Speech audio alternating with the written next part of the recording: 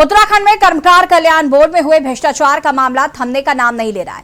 दरअसल नैनीताल हाईकोर्ट ने भवन एवं अन्य सन्निर्माण कल्याण बोर्ड में हुए भ्रष्टाचार के खिलाफ दायर जनहित याचिका पर कोर्ट ने सुनवाई की है। कोर्ट ने इस मामले में राज्य सरकार को कार्रवाई करने के लिए निर्देश दिए हैं। याचिकाकर्ता की ओर से कोर्ट में कहा गया है कि देहरादून, हरिद्वार, उधम सिंह नगर और पौड़ी के जिलाधिकारी संबंधित जिलों में हुए घोटालों की जांच रिपोर्ट पेश नहीं कर रहे, जबकि राज्य सरकार की ओर से संबंधित जिलाधिकारियों को 4 महीने पहले जांच के आदेश दिए गए थे। वहीं कोर्ट में हुई सुनवाई के बाद एक और जहां विपक्ष राज्य सरकार पर हमलावर है, तो वहीं सत्ता पक्ष कार्रवाई का दावा कर रहा है। आज इसी मुद्दे पर हम चर्चा करेंगे, लेकिन उससे पहले ये रिपोर्ट देखिए।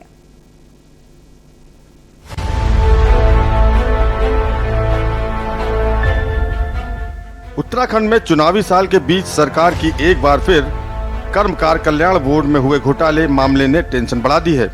दरअसल हाईकोर्ट ने भवन एवं अन्य सन्निर्माण कल्याण बोर्ड में भ्रष्टाचार के खिलाफ दायर याचिका पर सुनवाई की। जनहित याचिका की सुनवाई करते हुए कोर्ट ने हरिद्वार, यूएस नगर, देहरादून व पौड़ी गढ़वाल के डीएम को रिपोर्ट मंगाकर जिम्मेदारों पर कार्रवाई करने के निर्देश दिए हैं। साथ ही कार्रवाई की रिपोर्ट 8 दिसंबर से पहले कोर्ट में पेश करने को कहा है।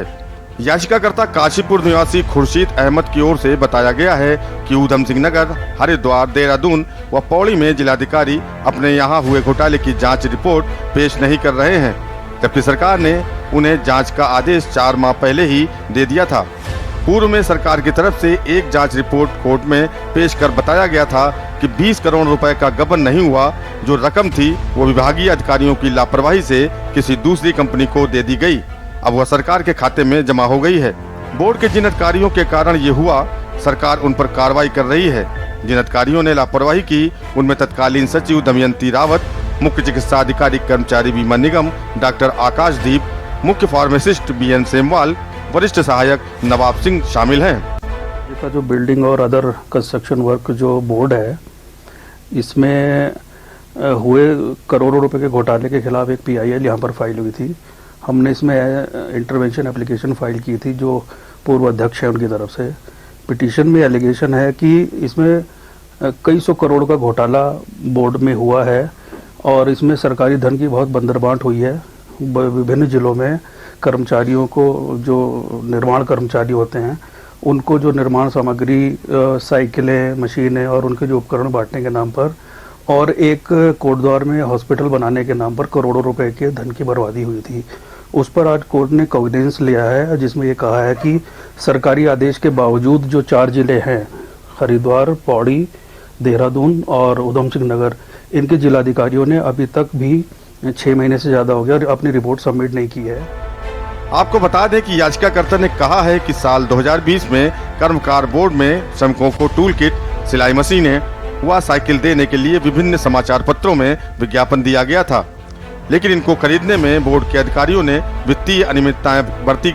जब इनकी शिकायत की गई तो अक्टूबर 2020 में बोर्ड को भंग कर दिया गया और बोर्ड का नया चेयरमैन शमशेर सिंह सत्याल को नियुक्त किया गया। चेयरमैन ने जाँच कराई तो घोटाले की पुष्टि हुई, लेकिन इसके बाद भी कार्रवाई नहीं हुई। ये भाजपा तो भ्रष्टाचार को लेकर खुद लिप्त हैं।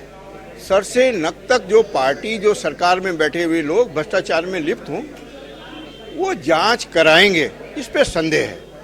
माननीय उच्च न्यायालय ने जो आदेश दिया उसका पालन किया जाना चाहिए और कर्मकार बोर्ड के पर लगने वाले आरोप और जो उंगलियां उठती रही हैं उस पर कांग्रेस मुखर होकर कहती रही है कि कर्मकार बोर्ड में जो घोटाले हैं उन पर कार्रवाई की जाए।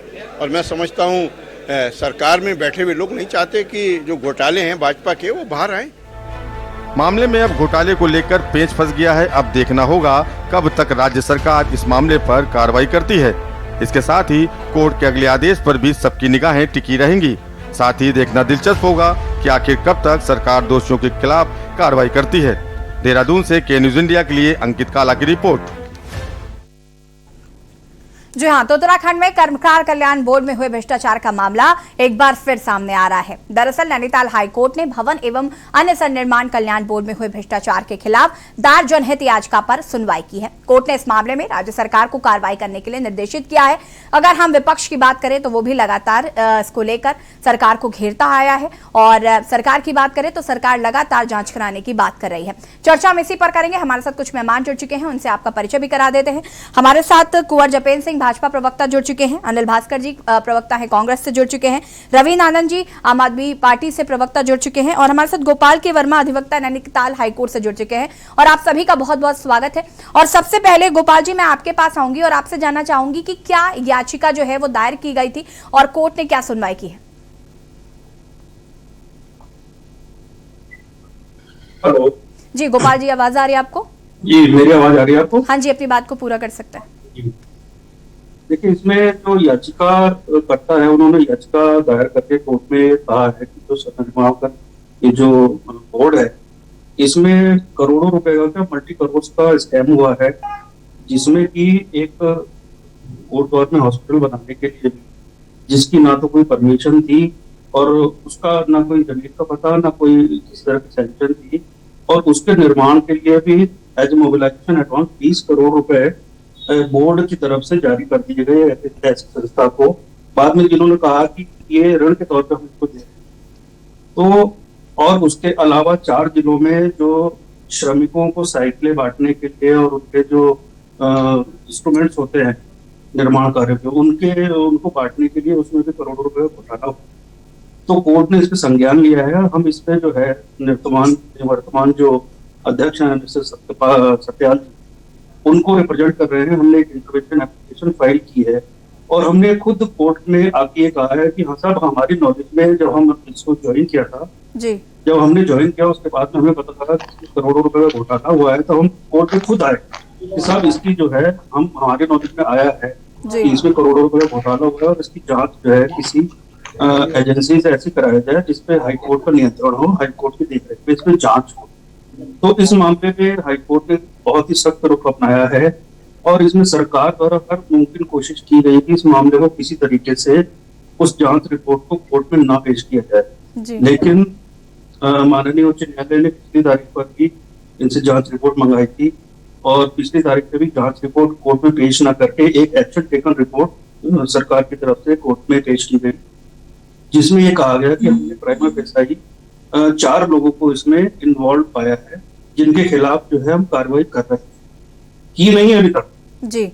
उसके साथ ही इन्होंने ये भी कहा है, जो एक्शन टेकन रिपोर्ट जो कोर्ट में पेश की, कि साहब हमने जिलाधिकारी देहरादून, हरिद्वार, पौड़ी और उधम सिंह नगर को 4 महीना पहले ही अपनी रिपोर्ट सबमिट करने के लिए बोला है, लेकिन उन अधिकारियों ने भी अभी तक किसी तरह की रिपोर्ट सरकार को पेश नहीं की है। इस पर जो है कल न्यायालय ने बहुत सख्त रुख अपनाया और 4 जिलाधिकारियों को यह डायरेक्शन दिया है, सरकार से कहा कि उन 4 अधिकारियों को खिलाफ सख्ती से उनके आदेश पारित करें और उनसे किसी भी हालत में 1 तारीख तक रिपोर्ट अपनी मंगाएं और उस रिपोर्ट के आधार पर सरकार ने क्या एक्शन लिया है वो 8 तारीख को कोर्ट में आके बताएं।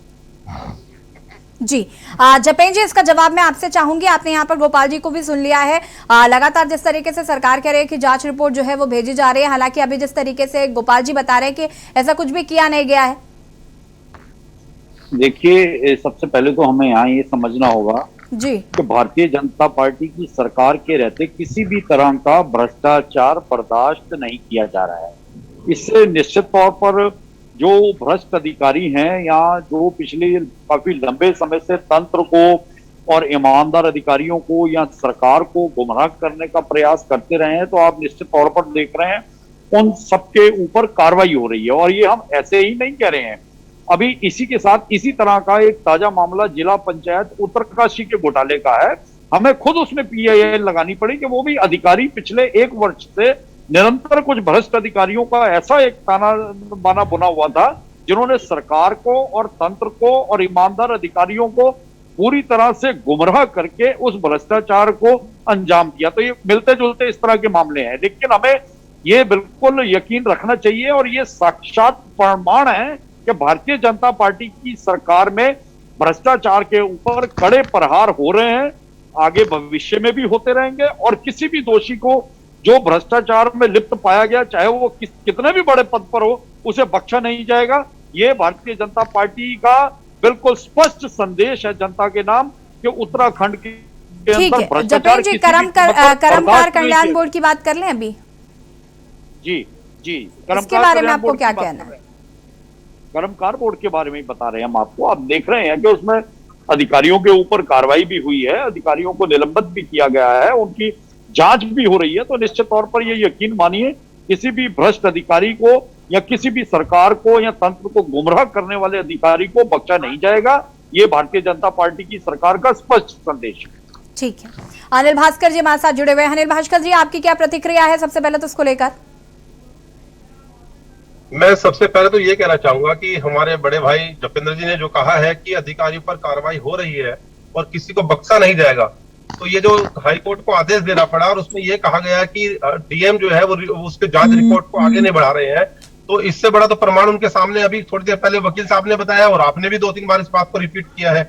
और वो अगर इस बात को फिर भी इग्नोर कर रहे हैं तो सीधी सी बात है कि बीजेपी के जो भी लोग। जी अनिल जी, अपनी बात को पूरा करिए। हाँ, मैं यही कहना चाहता हूँ, मतलब यही मैं कह रहा हूँ कि बीजेपी का जो ऊपर से नीचे तक का जितना भी अमला है वो सारा का सारा भ्रष्टाचार के तंत्र में डूब चुका है। अब सबसे बड़ी बात यह कि ये जो पैसा किसी दूसरी एजेंसी को ट्रांसफर किया गया है, ऐसे तमाम घोटाले बीजेपी सरकार के समय में हो चुके हैं और आने वाले समय में और खुलासे होंगे। लेकिन कर्मकार जो बोर्ड बना था वो माननीय हरीश रावत जी के समय बनाया गया था, जिस उद्देश्य से बनाया गया था वो सारा उद्देश्य इस सरकार ने उस पर मिट्टी डाल दी है, उसका जो है बिल्कुल इस तरह से डिस्ट्रॉय कर दिया है उसको कि उसका मूल उद्देश्य ही भटक गया है जिस प्रकार से। जी ठीक है अनिल जी, आगे अभी और भी चर्चा करेंगे, हम आगे अपडेट्स आपसे लेते रहेंगे। फिलहाल यहाँ पर वक्त हो गया एक छोटे से ब्रेक का, जल्द हाजिर होता है।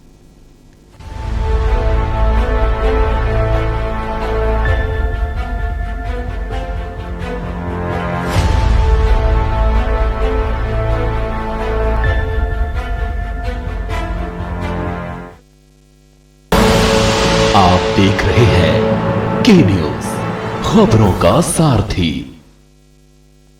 मेरे देश की धरती। भैया भैया, हाँ यूं बताओ जरा, चैन की बंसी बजाना तो सुने रहे, हाँ चैन का रेडियो बजा रहे हो। कहा है भैया, जब मन बहुत खुश होता है तो संगीत अपने आप फूटने लगता है। और फूटे भी कहा है ना भाई, कोई है जो हम किसानों के लिए अच्छा सोच रहा है। कहा है भैया कि पहले किसान करता था हाय हाय, और अब खेती किसानी की हर समस्या को बाय बाय। वाह अंग्रेजी। और क्या, अरे भाई ये सरकार हवाई बातें नहीं करती, जो कहती है वो करती है, और जो नहीं कहती वो तो डेफिनेटली करती है। आप भी सुनिए। किसानों के 36,000 करोड़ रुपए का ऋण माफ, गन्ना किसानों को 1.45 लाख करोड़ रुपए से अधिक गन्ना मूल्य का भुगतान, एमएसपी में दोगुना तक वृद्धि, 435 लाख मीट्रिक टन खाद्यान्न की सरकारी खरीद में किसानों को 79,000 करोड़ रुपए का भुगतान, प्रधानमंत्री किसान सम्मान निधि योजना में 37,521 करोड़ रुपए हस्तांतरित, 2,376 करोड़ रुपए की क्षतिपूर्ति, 4,72,000 करोड़ रुपए फसली ऋण का भुगतान, 2,151 करोड़ रुपए अनुदान राशि किसानों को मिली। याद रखना भाइयों, जो है गुमराह करते वो नहीं है किसानों के यार। जिसने दिखाई विकास की राह वही है अपनी सरकार, योगी सरकार, किसानों की सरकार। सोच ईमानदार, काम दमदार।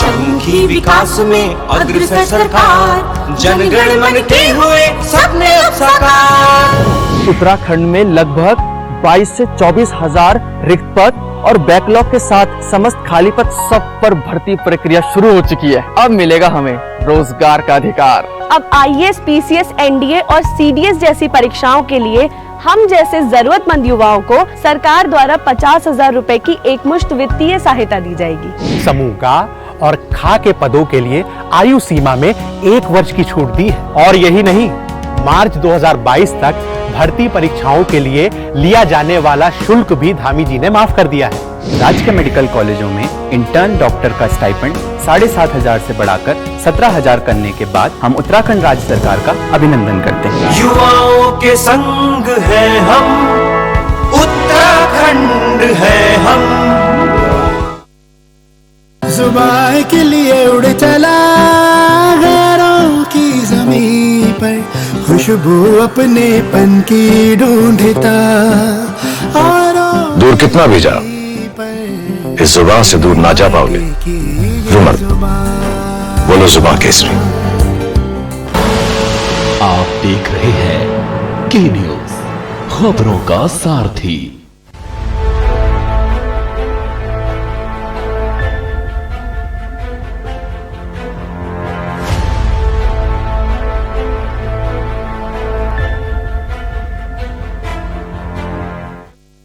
के बाद एक बार फिर से आप सभी का स्वागत है और आज हम बात कर रहे हैं कर्मकार बोर्ड पूछ रहा हाई कोर्ट। उत्तराखंड में कर्मकार कल्याण बोर्ड में हुए भ्रष्टाचार का मामला एक बार फिर सामने आया है। दरअसल नैनीताल हाई कोर्ट ने भवन एवं अन्य सन्निर्माण कल्याण बोर्ड में हुए भ्रष्टाचार के खिलाफ दायर जनहित याचिका पर कोर्ट ने सुनवाई की है। कोर्ट ने इस मामले में राज्य सरकार को कार्रवाई करने के लिए निर्देश दिए हैं।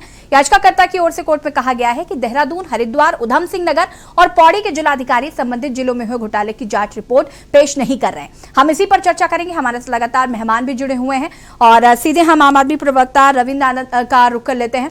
आपसे जानना चाहेंगे रविंद्र आनंद जी, सबसे पहले तो आपकी क्या प्रतिक्रिया है, उसके बाद जपेन जी मैं आपके पास आऊंगी। देखिए मैडम, ऐसा है कि ये जो पूरा मामला है और इस पूरे मामले में एक बात तो बिल्कुल क्लियर है कि भाजपा ने इसमें भ्रष्टाचार किया है, ये बिल्कुल साफ है। और इनके खुद इनके जो यूके बीओसीडब्ल्यू बोर्ड है उसके खुद अध्यक्ष ने कहा है, ऑन अखबार में भी कहा है, जनता के सामने भी कहा है और कोर्ट में भी कह दिया कि जी घोटाला हुआ है और हमारी सरकार ने किया है।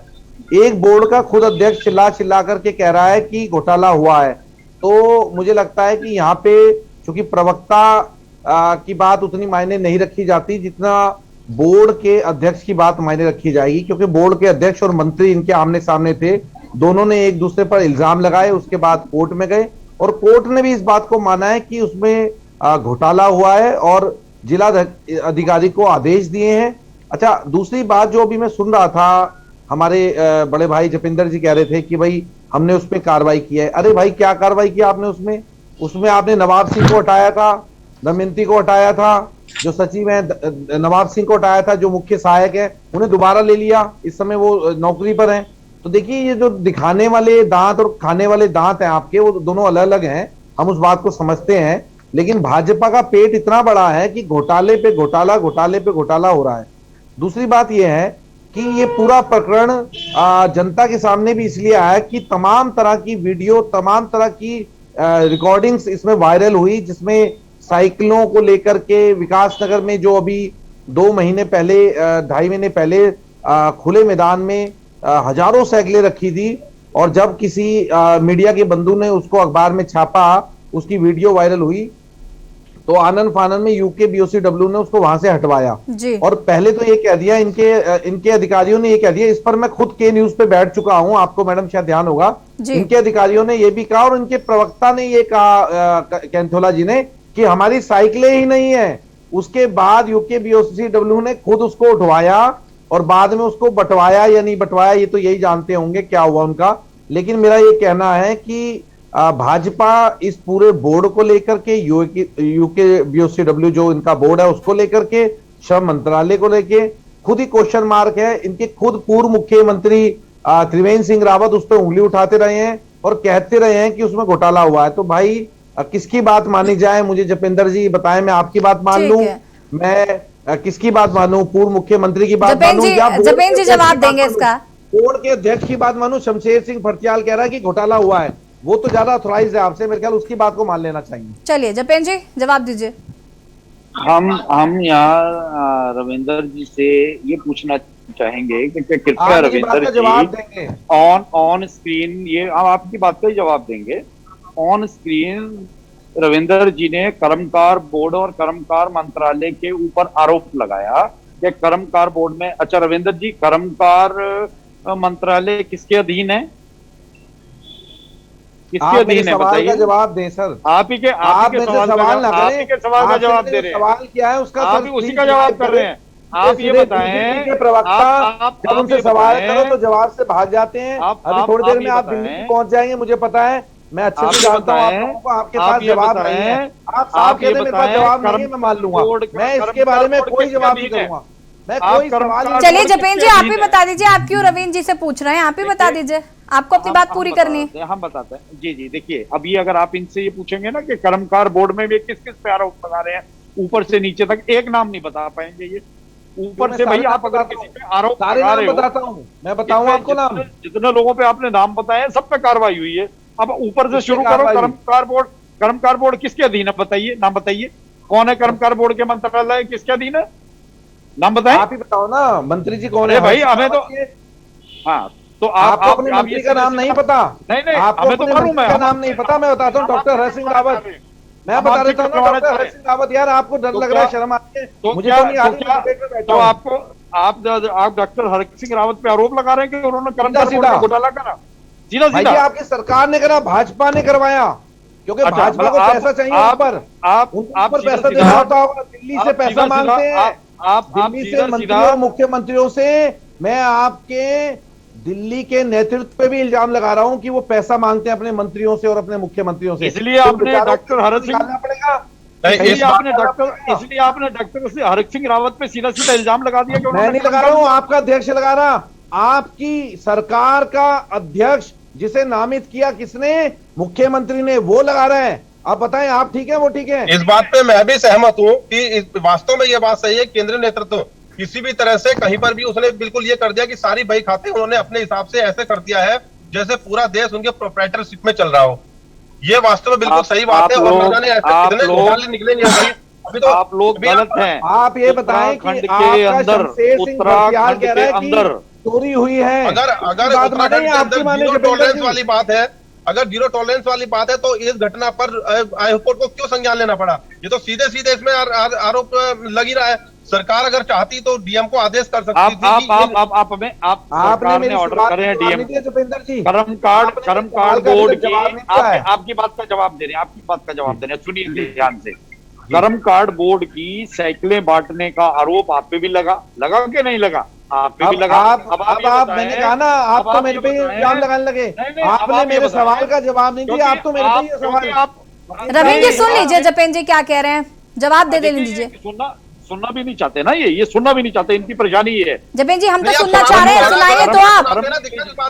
हम बोल रहे हैं, 2 मिनट बात सुनिए। रविंदर जी पे आम आदमी पार्टी के ऊपर भी कर्मकांड बोर्ड की साइकिलें बांटने का आरोप लगा। इन्हें भारतीय जनता पार्टी या मंत्री जी ने तो इन्हें नहीं सवाल चोरी। आप दो बीच में मत बोलिए। हम तथ्यों पे ला रहे हैं, आप दोनों लोगों को तथ्यों पे ला रहे हैं। जब रविंदर जी कर्मकांड बोर्ड की साइकिलें अपने अधीन लेके बंटवा सकते हैं तो किस तरह से अधिकारियों से किस तरह से मिली भगत? उन अधिकारियों के खिलाफ भारतीय जनता पार्टी संज्ञान ले चुकी है, उनके ऊपर जांच चल रही है। नौकरी पर है आप जपेंद्र जी, बात पूरी होने दे। नवाब सिंह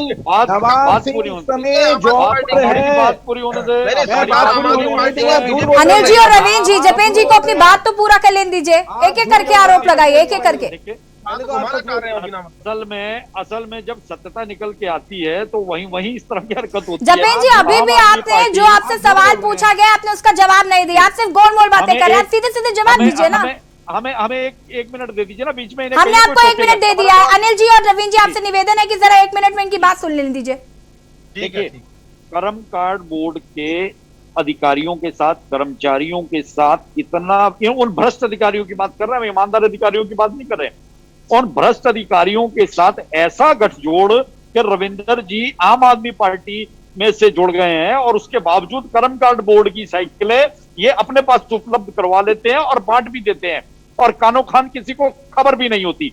और उसके बाद ये इस तरह की हरकत करते हैं। भ्रष्टाचार ये सब लोग मिलकर करें, उस भ्रष्टाचार का खेल और ताना बाना ये मिलकर बुने और बदनाम भारतीय जनता पार्टी को करें, तो निश्चित तौर पर भारतीय जनता पार्टी वचनबद्ध है किसी भी आरोपी को, किसी भी दोषी को, किसी भी भ्रष्टाचारी को बख्शा नहीं जाना है।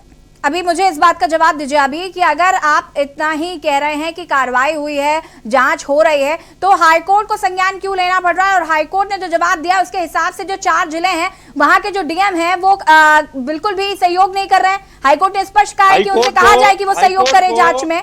जी हाईकोर्ट को संज्ञान इसलिए लेना पड़ा कि उत्तराखंड के अंदर 13 जिले हैं, बाकी सब जिलों के अंदर पूरी रिपोर्टें आई हैं, उन पे जांच। गोपाल जी सहमत है आप इस बात से? रुक जाइए जपेंद्र जी, रुक जाइए जपेंद्र जी, रुक जाइए। हमारे पास गोपाल जी हैं, हम गोपाल जी से पूछेंगे। गोपाल जी सहमत हैं आप जपेंद्र जी की बात से? देखिए, इसमें कल हाईकोर्ट को यह तो कहना पड़ गया कि this is the fit case in which the higher level inquiry should be ordered.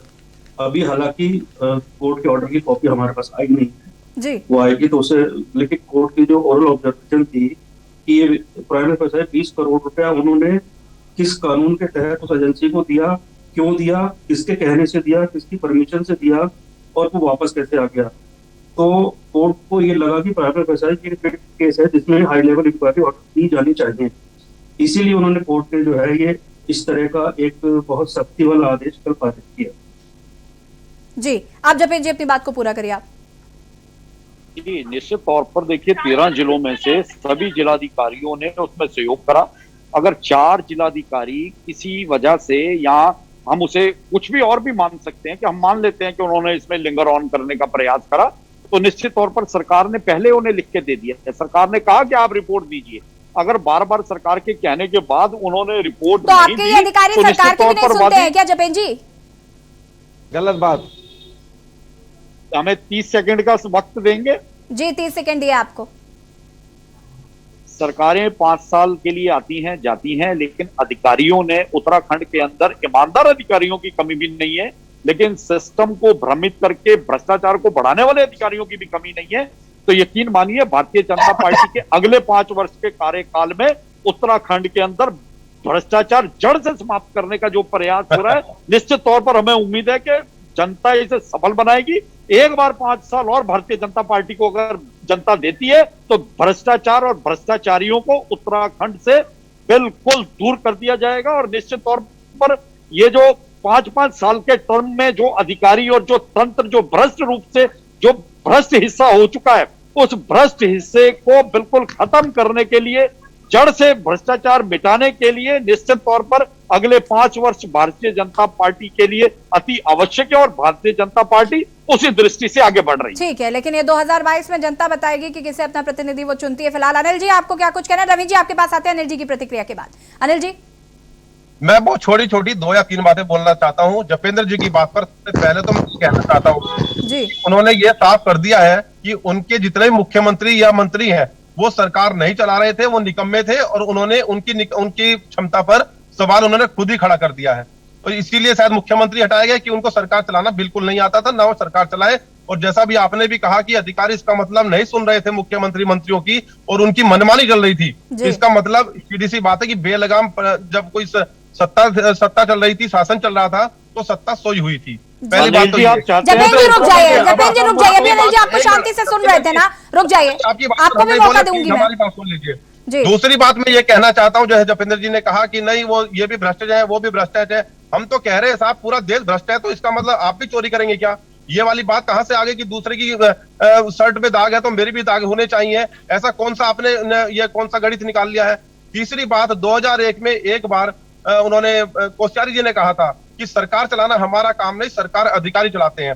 तो निश्चित रूप से उसी थ्योरी पर ये सरकार चल रही है। सरकार अधिकारियों के भरोसे छोड़ करके और केंद्र सरकार के भरोसे छोड़ करके यहाँ पर स्थानीय मुख्यमंत्री और मंत्री सभी लोग मस्ती ले रहे हैं, मौज ले रहे हैं और अपना खर्चा अपना मौज मस्ती करके यहाँ पे उत्तराखंड का पिछले 5 साल से जो इस प्रकार से बर्बाद किया है, उसमें कुंभ मेला ले लीजिए या जैसे कर्मकांड बोर्ड ले लीजिए, अभी आपने खुद ही उत्तरकाशी की बात की है, जिला पंचायत की। ऐसे तमाम घोटाले यहाँ पर हो रहे हैं कि अभी जब खुलने शुरू होंगे तो सब लोग दांत तले उंगली दबा लेंगे और ये कहेंगे कि वास्तव में जो बिल्कुल पवित्र अपने आप को होने के नाटक करते हैं, सबसे ज्यादा धुंधले और सबसे ज्यादा गंदे वही उत्तरकाशी के घोटाले में सीधा सीधा कांग्रेस का हाथ है। कांग्रेस जनित वो भ्रष्टाचार हमारा तो सबसे हाथ है। कांग्रेस तो साहब भारतीय जनता पार्टी ने उसे छोड़ने का काम किया। बिल्कुल, हम तो कह रहे हैं हम सारी दोष अपने सर पे लेने के लिए तैयार हैं, लेकिन आप पवित्र बनने का नाटक तो ना करें।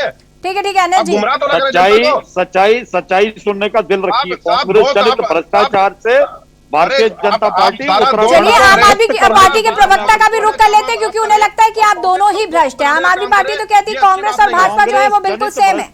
रवीन जी क्या कुछ कहना? जमीन जी रुक जाइए आप। करने का प्रयास भारतीय जनता पार्टी निरंतर करती है। जपेंद्र जी हम कह रहे हैं हम गलत है तो ठीक है, आप भी गलत हो रहे हैं, इसलिए हमने मान लिया, आपकी बात मान ली, चलिए आप खुश हो जाइए इस बात से कि हम गलत है, लेकिन आप जो गलत नहीं, कार्रवाई हो रही है, कार्रवाई हो रही है। भारतीय जनता पार्टी निरंतर कार्रवाई हो रही है, भ्रष्टाचार को करने का काम कर रही है। ठीक है, रवीन जी को भी सुन लेते हैं, रवीन जी को सुन लेते हैं। अनिल जी रुक जाइए, रवीन जी अपनी बात को पूरा करिए। देखिए मैडम, मैंने एक सवाल किया था, मैंने कहा था कि जो बोर्ड के अध्यक्ष हैं शमशेर सिंह फर्त्याल जी, उन्होंने कहा था कि घोटाला हुआ है, क्योंकि वो बोर्ड के अध्यक्ष हैं और उन्होंने कहा कि मैंने जब कागज सारे चेक किए तो उसमें घोटाला हुआ है करोड़ों रुपए का। जी। मैंने जपेंद्र जी से ये पूछा था कि तुम्हारी सरकार का ही एक अध्यक्ष, नामित अध्यक्ष जो कि राज्य मंत्री का दर्जा है, वो कह रहा है कि घोटाला हुआ है। इस पर जवाब दें कि घोटाला हुआ या नहीं हुआ। ये उस सवाल से ही भाग गए, पहली बात। अब मैं इनसे दूसरा सवाल कर लेता हूं, इनके पास एक भी जवाब नहीं है। जपेंद्र जी आपके पास रुक जाइए। मैं ये कहता हूं कि 20 करोड़ रुपए की मोटी रकम एक कंपनी को बोर्ड द्वारा एडवांस में दी जाती है, उसके बाद इनकी सरकार ये कहती है कि वो पैसा गलती से चला गया। अरे भाई, गलती से चला गया, वापिस आ गया, मतलब ये तो वही बात हुई कि पहले मैंने चोरी कर ली और जब मेरी चोरी पकड़ी जाए तो मैं अब पैसे लौटा दूं कि भैया कोई बात नहीं, पैसा वापस ले लो। तो क्या चोरी नहीं होगी? क्या इन्होंने चोरी नहीं की? दूसरी बात। तीसरी बात, जो इन्होंने कहा कि 9 जिलों की रिपोर्ट लगी है, इनको पूरा ज्ञान नहीं है।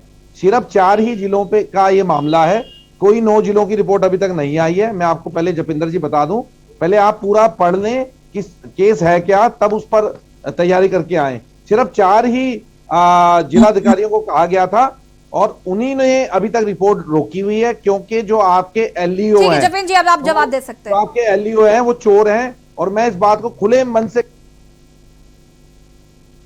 जपेंद्र जी जवाब दीजिए। हम बार बार ये कहते रहे हैं कि आप भारतीय जनता पार्टी के प्रयास से अधिकारियों की, जो भ्रष्ट अधिकारी हैं, उनकी कार्यप्रणाली पर निरंतर रोक लगाई जा रही है। कहाँ लगाई जा रही है? नवाब सिंह को वापस ले आए, बीच में आप नवाब सिंह को वापस लाए, इस पर आप जवाब देंगे। बीच में नहीं, हमने उसे हटाया, उसे वापस क्यों लाए? जी जवाब भी तो सुन लेने दीजिए। अगर आप सवाल पूछ रहे हैं तो जवाब भी तो सुनिए कम से कम। जपेंद्र जी जवाब दीजिए। नवाब सिंह पे पूरी तरह जांच हो रही है। जांच में अगर नवाब सिंह दोषी पाए जाते हैं, उनके दोष सिद्ध हो जाते हैं, तो उन्हें बख्शा बिल्कुल भी नहीं जाना है। ठीक है, एक लोकतांत्रिक प्रक्रिया के तहत अधिकारी को थोड़ा समय दिया जाता है, उसकी जांच हो रही है और सक्षम अधिकारियों से जांच हो रही है। और इन भ्रष्ट अधिकारियों को भारतीय जनता पार्टी ने ही पकड़ा है, आपने नहीं पकड़वाया। आपने तो इनके साथ मिली भगत करके, इनके साथ साथ करके साइकिलें बांटी हैं। आपके अध्यक्ष बोल रहा है कि हमारी सरकार चोर है। आपका अध्यक्ष कह रहा है कि हमारी सरकार चोर है। जपेंद्र जी, मैं नहीं कह रहा हूँ, अध्यक्ष सरकार नहीं है ना, आपका यूपीए का अध्यक्ष कह रहा है कि चोर है सरकार, और उसको क्यों हटाया गया? बटवाइए ना, उसने आपके साथ मिलकर। चलिए जपेंद्र जी, इस सवाल का जवाब अभी आपसे लेते हैं।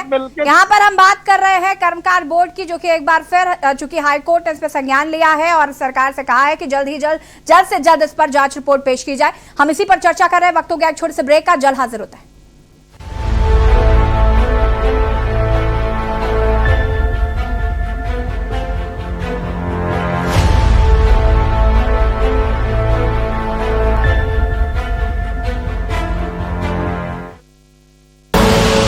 आप देख रहे हैं के न्यूज, खबरों का सारथी। सदियों से सुनते आए हैं, बेटे बड़े होके अच्छी सी नौकरी करना, अच्छी सी नौकरी करना।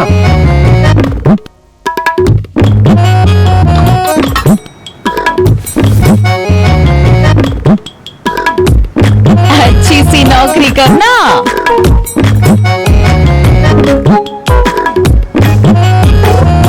अच्छी सी नौकरी करना,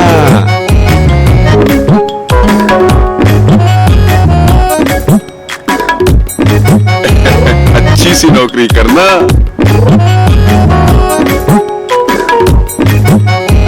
अच्छी सी नौकरी करना,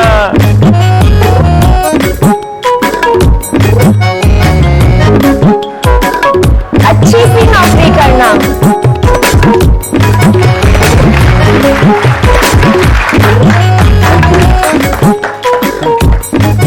अच्छी सी नौकरी करना। अगर सब अच्छी नौकरी करने वाले बनेंगे तो नौकरी देगा कौन? बेटा, तुम अच्छी सी नौकरी देने वाला बनना। अगर भारत को दुनिया का नंबर 1 देश बनाना है तो आज हर बच्चे के अंदर एंटरप्रेन्योर माइंडसेट जगाना होगा।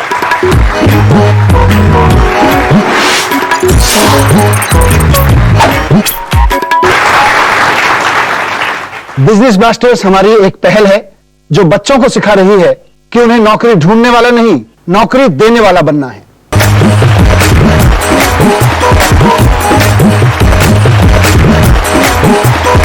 बिजनेस ब्लास्टर्स, छोटे बिजनेस स्टार्स, बड़े बिजनेस आइडियाज, 14 नवंबर से आपके टेलीविजन पर।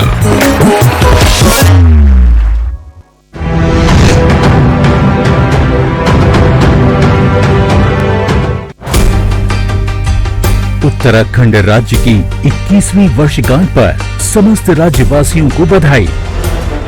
राज्य के चौमुखी विकास के लिए प्रदेश सरकार का विकल्प रहित संकल्प, जिस पर सदैव कार्यरत हैं हम। रोजगार को प्राथमिकता देते हुए लगभग 24,000 रिक्त पदों पर शुरू हुई भर्ती प्रक्रिया। पीएससी के तहत और समूह ग और ख के पदों पर चयन के लिए आयु सीमा में 1 साल की छूट दी गई है और राज्य की विभिन्न प्रतियोगी परीक्षाओं के आवेदन शुल्क को भी हटा दिया गया है। स्वरोजगार योजनाओं से बड़ी संख्या में राज्यवासी हो रहे हैं लाभान्वित। अतिथि शिक्षकों के वेतन, एमबीबीएस इंटर्न के स्टाइपेंड, विद्यार्थियों की छात्रवृत्ति एवं तीलू रोतेली आंगनबाड़ी कार्यकर्त्री पुरस्कार की राशि में भारी वृद्धि और एनडीए, यूपीएससी जैसी लिखित प्रवेश परीक्षाएं पास करने पर प्रोत्साहन राशि की व्यवस्था की गई है। कोविड से लड़ाई में मजबूती से डटे हैं हम। टीकाकरण अभियान को दूरस्थ क्षेत्रों तक पहुंचाकर उत्तराखंड ने समय से पहले 100% पहली डोज का टारगेट पूरा कर दिया है। कोविड-19 से प्रभावित तकरीबन हर वर्ग के लिए लगभग 700 करोड़ रुपए के आर्थिक पैकेज से 16 लाख से अधिक लोग लाभान्वित हो रहे हैं। महामारी से प्रभावित निराश्रित बच्चों के लिए वात्सल्य योजना की सुरक्षा और महिलाओं को मिला मुख्यमंत्री महालक्ष्मी योजना का सहारा। अब आम लोगों की पहुंच में है मुफ्त स्वास्थ्य सुविधाएं। 44 लाख लोगों के बन चुके हैं आयुष्मान कार्ड। निशुल्क जांच योजना के तहत मुफ्त पैथोलॉजिकल टेस्ट की सुविधा भी है। शिक्षा को आसान बनाने के लिए विद्यार्थियों को मुफ्त मोबाइल टैबलेट दिए जा रहे हैं। नई सड़कें, हाईवे, अस्पतालों और कॉलेजों के निर्माण से बदल रहा है उत्तराखंड। जिन विचारों को आधार बनाकर इस पर्वतीय राज्य की स्थापना 21 साल पहले हुई थी, उन्हें पूरा करने के लिए प्रदेश सरकार दृढ़ संकल्पित है। नए इरादे, युवा सरकार, उत्तराखंड सरकार। आप देख रहे हैं के न्यूज, खबरों का सारथी।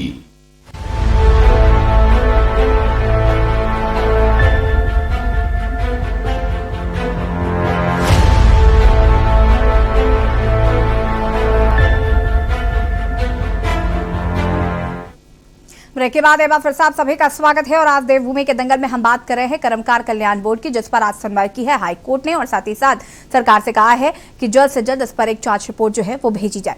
अब इसी पर हम चर्चा कर रहे हैं। हमारे साथ लगातार जपेन जी भी जुड़े हुए हैं। जपेन जी से हम सीधा सवाल जपेन जी मैं आपसे पूछना चाहती हूँ और सीधे सीधे जवाब दीजिएगा आप कि आपके क्या ये जो अधिकारी हैं इनको जरा भी सरकार की कोई परवाह नहीं है जो अभी तक जांच रिपोर्ट नहीं भेज पा रहे? आप सिर्फ इस बात का जवाब दीजिए, क्या इनको सरकार से डर नहीं लगता या ये कुछ सुनना नहीं समझना नहीं चाहते हैं?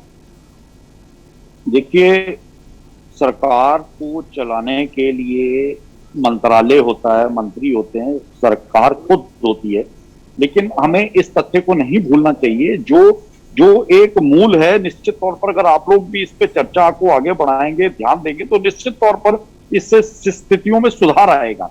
सरकार 5 साल के लिए चुनी जाती है, लेकिन अधिकारी बेलगाम होता है। अधिकारी को पता होता है कि सरकार चाहे भाजपा की है चाहे कांग्रेस की है, मेरा कोई कुछ नहीं बिगाड़ सकता।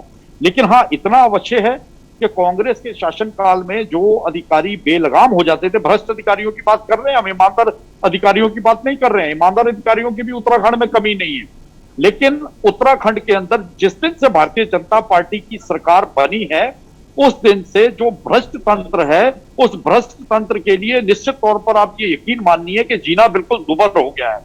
और उसी को ये समझते हुए निश्चित तौर पर कहीं ना कहीं इस तरह की घटनाएं सामने आती हैं। घोटाला किसकी और सरकार में हुआ है? सरकार भी पूरी तरह बीच में नहीं जपेन जी बहुत कम शब्दों में अपनी बात को पहले पूरा कीजिए। रवि जी आते हैं आपके पास। जपेन जी बहुत कम शब्दों में अपनी बात को पूरा कीजिए। बीच में नहीं देखिए, अब आप ये इससे आप अंदाजा लगा लीजिए कि जो भ्रष्ट तंत्र है, उस भ्रष्ट तंत्र को संरक्षण देने वाले लोग किस तरह से बिलबिलाते हैं। सरकार है, उस भ्रष्ट सरकार की सरकार है। ठीक है गोपाल जी, मैं आपकी इस पर प्रतिक्रिया चाहूंगी जपेन जी की बात पर। आप अपनी प्रतिक्रिया दे सकते हैं इसको लेकर कि अभी आगे जो अगली तिथि नियत की है, कोर्ट ने सुनाई है, उसके बाद क्या कुछ उस पर निर्णय लिया जा सकता है? क्या इसको लेकर कुछ जानकारी?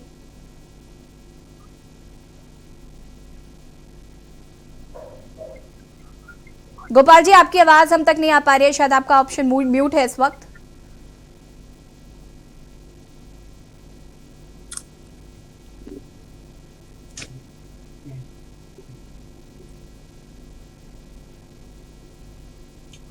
गोपाल जी आपको आवाज आ रही है? 10 मिनट में आपको फोन कर रहे हैं, 10 मिनट में आपको फोन कर रहे हैं।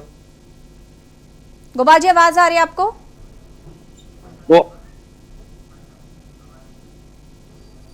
गोपाल जी की आवाज हम तक नहीं पहुंच पा रही है। फिलहाल वक्त की बहुत कमी है। आप सभी का बहुत बहुत शुक्रिया चर्चा में शामिल होने के लिए। और आज हम बात कर रहे थे कर्मकार कल्याण बोर्ड की, जहां पर हाईकोर्ट ने आज सुनवाई की है और साथ ही साथ जल्द से जल्द जांच रिपोर्ट की को भिजवाने की भी मांग की और अगली तारीख जो है वो 8 दिसंबर की दी गई है। फिलहाल देवभूमि के दंगल में इतना ही। देखते रहिए के न्यूज़ इंडिया। नमस्कार।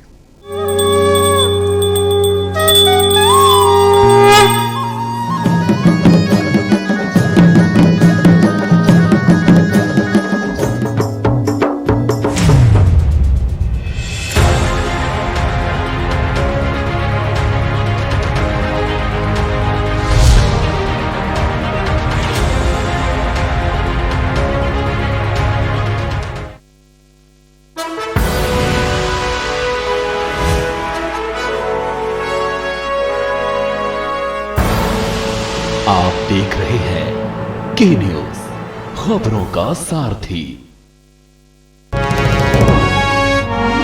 चमकी विकास में अग्रसर सरकार, जनगण मन के हुए सपने अब साकार। उत्तराखंड में लगभग 22 से 24 हजार रिक्त पद और बैकलॉग के साथ समस्त खाली पद सब पर भर्ती प्रक्रिया शुरू हो चुकी है। अब मिलेगा हमें रोजगार का अधिकार। अब आईएएस, पीसीएस, एनडीए और सीडीएस जैसी परीक्षाओं के लिए हम जैसे जरूरतमंद युवाओं को सरकार द्वारा 50,000 रुपए की एकमुश्त वित्तीय सहायता दी जाएगी। समूह का और खा के पदों के लिए आयु सीमा में 1 वर्ष की छूट दी है। और यही नहीं, मार्च 2022 तक भर्ती परीक्षाओं के लिए लिया जाने वाला शुल्क भी धामी जी ने माफ कर दिया है। राज्य के मेडिकल कॉलेजों में इंटर्न डॉक्टर का स्टाइपेंड 7,500 से बढ़ाकर 17,000 करने के बाद हम उत्तराखंड राज्य सरकार का अभिनंदन करते हैं। युवाओं के संग है हम, उत्तराखंड है हम। पर ये दिल है कि चख रहा है उन्हीं अल्फाजों का दूर कितना भी जाओ, इस जुबान से दूर ना जा पाओगे। विमल, बोलो जुबान केसरी।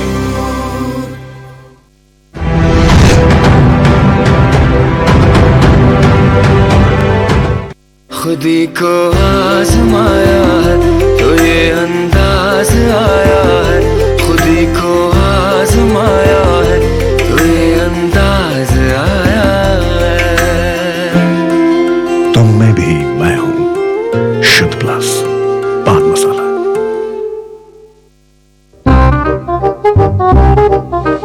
देखिए, भौकाल तो भाजपा का ही टाइट है। भाजपा का भौकाल टाइट, तो अभी तक बीजेपी भौकाल ही भौंकती रही। भौकाल काम करना है, भौकाल तो समाजवादी पार्टी का टाइट रहेगा। जब इन्होंने कोरोना काल में किसी गरीब की मदद की हो, किसी के द्वार पे जाकर इन्होंने पूछा है। जो बात बोली है एकदम सही है। नमस्ते ट्रंप, नमस्ते ट्रंप। मोदी जी, जोगी जी, दोनों लोग जो है वहाँ से चीन से जहाज से लेके आए ये लोग कोरोना। 45 मिनट अंदर भगवान प्रसन्न हो जाते हैं तो सड़कें नाली में चली जाती हैं। आने वाला दिन कांग्रेस होगा। पीठ थपथपा रहे, मैंने डीजल पेट्रोल कम कर दिया। अरे भैया बढ़ाए कौन थे, जानबूझ।